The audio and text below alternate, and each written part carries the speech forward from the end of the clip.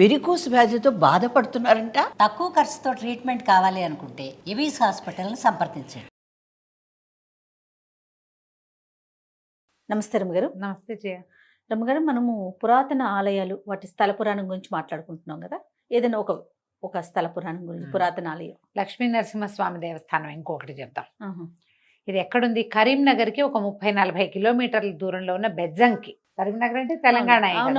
తెలంగాణలో చూడు మెల్లిమెల్లిగా ఎన్ని ఆలయాలు కనపడుతున్నాయి. చాలా పురాతనమైన ఆలయము. ఒక పెద్ద బండ మీద పైన ఉంది గుడి. ఇంచుమించుగా ఒక 200 అడుగులు ఎత్తు, 120 ఏమో మెట్లు ఉన్నాయిట.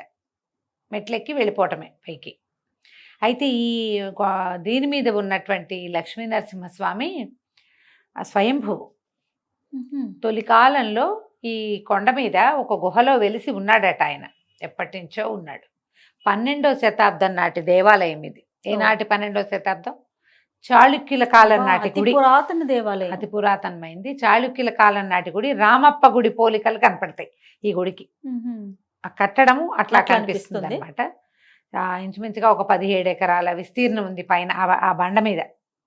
దీని పెద్దగా గుట్ట అంటానికి వీల్లేదు, బండ మీద ఉన్నట్టే. గుట్ట అంటే ఇంకా ఎత్తుండాలి, ఇంకా కొంచెం. కొండ, గుట్ట, బండ. కొండ పెద్దది, గుట్ట కొంచెం మీడియం. మన యాదగిరి గుట్ట ఉంది కదా, ఇదేమో ఇంకొంచెం చిన్నది, ఒక బండ మీద ఉందన్నమాట. గుండు అలాంటివి కూడా ఉన్నాయి. ఈ కొడకంచి అలా దేవాలయాలు చూడు, అవి కూడా అట్లాగే గుండు మీద వెలిసినవే పైన.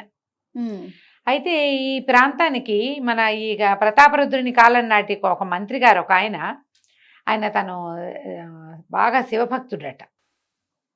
ఈ శివభక్తితోటి ఈ ప్రాంతానికి ఆయన శిస్తులు వసూలు చేయడానికి వచ్చి ఇక్కడే ఇది వేసుకుని ఉండేవాళ్ళు, డేరాలు వేసుకుని.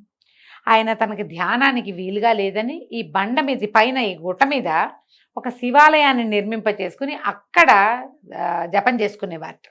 శివాలయాన్ని నిర్మించారు, తన కోసం నిర్మించుకున్నారు. ప్రజలు అంతా వెళ్ళేవాళ్ళు. ఆయన వచ్చినప్పుడు కొంచెం నిర్జనంగా ఉండేది. ఈయన పైకి వెళ్ళి అక్కడ జపం చేసుకునేవారు. ఈ కొండ మీద లక్ష్మీ నరసింహస్వామితో పాటుగా పురాతన శివాలయం ఉంది. శివుడు ఇంకా ముందరివాడు.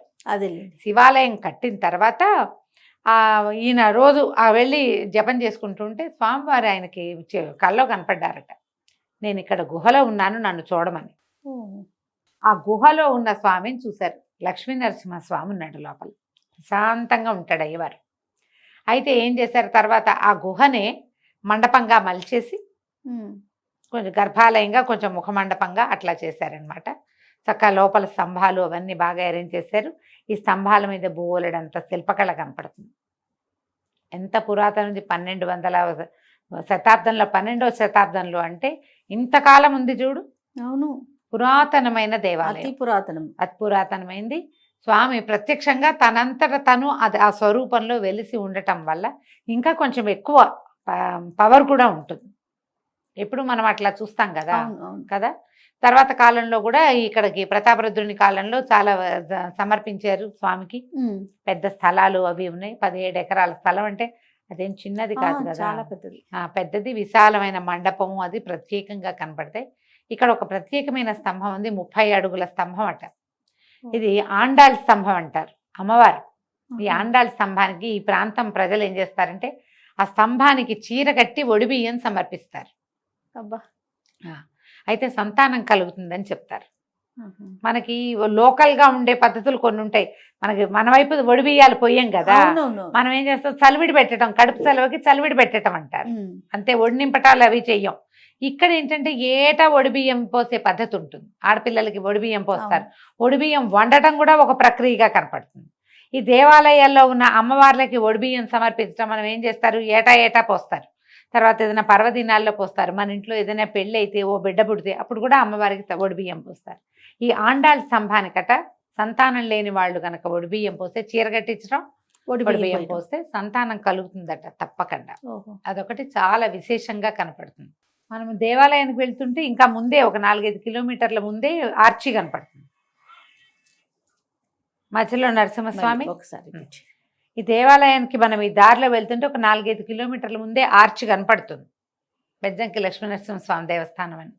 ఓవైపు అర్ధనారీశ్వరుడు, ఓవైపు ఆంజనేయుడు, మధ్యలో నరసింహస్వామి దర్శనమిస్తారు. మనం కొండ మీదకి వెళ్తే ఎంత బాగుంటుంది. ఎప్పుడైనా సరే మనం పైకి వెళ్ళిన కొద్దికి బాగుంటుంది వ్యూ. అవును అవును, చాలా ప్రశాంతంగా హాయిగా ఉంటుంది. ఉండటానికి మహా బాగుంటుంది. ఏదైనా ఫుడ్ ఏర్పాటు చేసుకుని వెళ్తే కనుక చక్కగా ఎక్కువ టైం కూడా మనం స్పెండ్ చేయగలుగుతాం. పొద్దున్న 7 గంటల నుంచి మధ్యాహ్నం దాకా, మళ్ళీ సాయంకాలం 5 నుంచి రాత్రి 7 గంటల దాకా అట్లా తెరిచి ఉంటుంది దేవాలయం. ఈ లోపలికి మనం వెళ్తూనే మనకి 2 ఆలయాలు కనపడతాయి. నరసింహస్వామితో పాటు శివాలయం కూడా, పురాతనమైన ఆలయం అని చెప్పుకున్నాం కదా. ఈ శివకేశవ క్షేత్రంగా చెప్పుకోవాల్సిందే దీన్ని. ఈ గుహని మలిచారు కదా, చక్కగా మండపాలు అవి బాగా నీట్గా నిర్మించారనమాట. ఈ మన ఆండాళ్ళ స్తంభంతో పాటు ఒక పెద్ద భైరవ విగ్రహం కూడా ఉంటుంది కొండ మీద. మరి ఎందుకు భైరవుణ్ణి పెట్టారు అనేది పెద్దగా సిగ్నిఫికెన్స్ మనకు తెలియదు, కానీ ఎక్కడైనా సరే కాలభైరవుడు కనపడుతున్నాడు అంటే అక్కడ మొక్కితే దొంగల భయాలు ఉండవు జయ.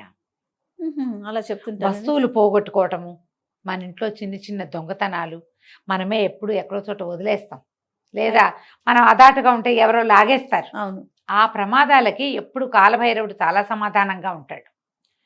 ఇలాంటి చోటకి వెళ్ళినప్పుడు ఒకసారి ప్రత్యేకంగా దర్శనం చేసుకుని ఊరికే అలా వచ్చేయకుండా కాస్త నమస్కారం చేసుకుని ప్రదక్షిణ చేసే అవకాశం ఉంటే ఒక ప్రదక్షిణ చేసి కాస్త కాలభైరవాష్టకం లాంటిది చదువుకుంటే కాలభైరవ దర్శనం వల్ల మనం వస్తువు పోగొట్టుకోవటం అనే బాధ ఉంటుంది కదా, ఆ బాధ తొలగిపోతుంది. ఓహో, ఒక పక్కన ఆండాళ్ళ తల్లి ఉంది, ఆ స్తంభం కూడా కనిపిస్తుంది కదా.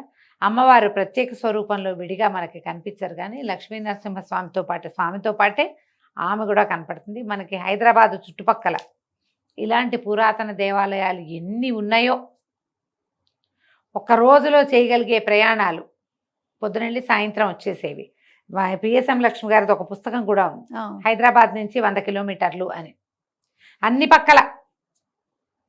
పక్కల పైగా ఇక్కడ స్వామి దక్షిణాభిముఖుడుగా ఉంటాడు. దక్షిణాభిముఖంగా ఉన్నటువంటి విష్ణువాలయాలు సులభ ప్రసన్నులుగా చెప్తారు. ఏ విష్ణువాలయంలో అయినా విష్ణువు దక్షిణం వైపు తిరిగి ఉంటే కోరిన కోరిక తీరుస్తాడు. మంచి అవకాశం కదా, చాలా మంచి అవకాశం. ఎప్పుడైనా వెళ్ళి అవకాశం ఉంటే పొద్దున్నే బయలుదేరి వెళ్తే, కారులో వెళ్ళిపోతే కరీంనగర్ వెళ్ళి మనం ఇది చూసి రావచ్చు. కరీంనగర్ నుంచి జగిత్యాల వైపుకు వెళ్తే ధర్మపురి క్షేత్రం కూడా చూసి రావచ్చు. ఇంకా దీనికి దగ్గరలో కొంచెం ఒక రేణుకా ఎల్లమ్మ దేవస్థానం ఒకటి ఉంది, ఎక్కువ దూరం కాదు, అక్కడి నుంచి దగ్గరలోనే ఉంది. ఆ రేణుకాదేవిని కూడా చూసి రావచ్చు.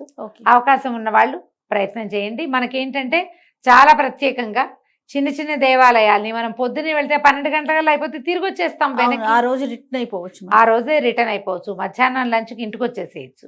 ఏదైనా ప్యాక్ చేసుకుని పట్టుకెళ్తే ఇంకా 2-3 క్షేత్రాలు కూడా చక్కగా చూసి రావచ్చు. 1 డే అవుటింగ్కి ఈ క్షేత్రాలు చాలా బాగుంటాయి. ఇది కొంచెం బండ మీద ఉంది, ఆ 120 మెట్లు ఎక్కేసరికల్లా పైనుంచి మనకి వ్యూ చక్కగా కనపడుతుంది. కొంచెం ఎండలు తగ్గాక వెళ్తే అట్టే ఇబ్బంది పడకుండా చక్కగా స్వామిని సేవించుకుని రావచ్చు. సంతోషం గారు, నమస్తే. నమస్తే జీ.